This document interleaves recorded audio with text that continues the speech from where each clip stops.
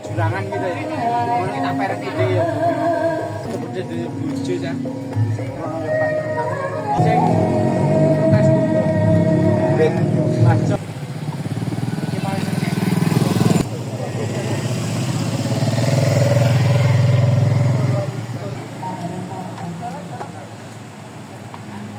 Rokok sing metu paling enak, ora lari enak.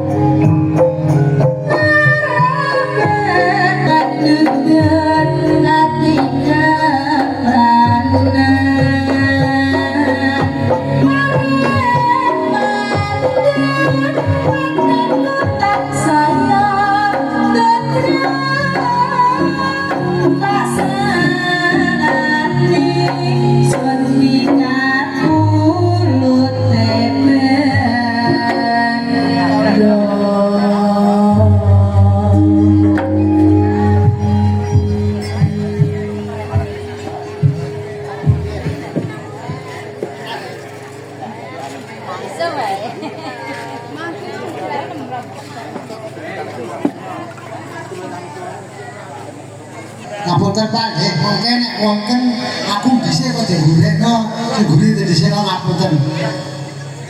Menungso niku mboten lepas saking tumindak lali luput niku menanggung. Karena nek wonten kesalahan tertentu kanca-kanca seniman-seniwati mulai pramugari sipir ngantos yoga tukang sampun maksudnya ngapunten yen kathah. Sak pantese mawon yen mungkin berkatan. Titipan waro-waro jembatan panjenenganipun Bapak Sukadi kalian Ibu Santi setunggal Mirawati saking Bantar kalih katerima saking Parengan kadukung sound system kawisote Galaxy Mijil saking Tanggulaning Montong punenget-enget Sabtu wage malam minggu kliwon wonten dalemipun Bapak Sukadi Ibu Sati Jateng Cilik.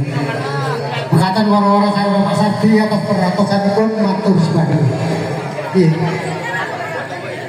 Langsung ya. Ingkang sampun katuran sampun sedaya kemawon kula aturi jengkar saking papan pinaranipun tumuju dhateng sasana lan beksan. Langsung baris mangke tobahanipun ingkang nuwun kanca-kanca pramugari. Langsung ketek ora iki. Ayo langsung ketek ora kari beksa. Hah?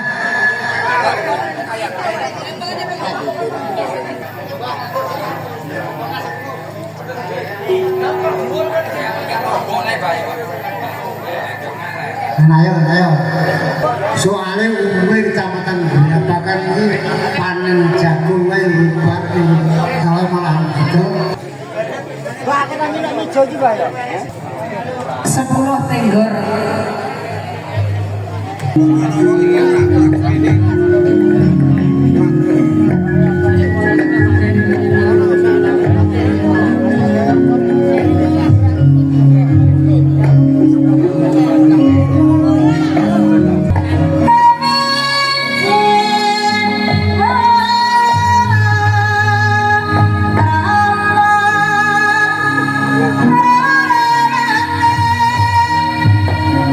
Jiwa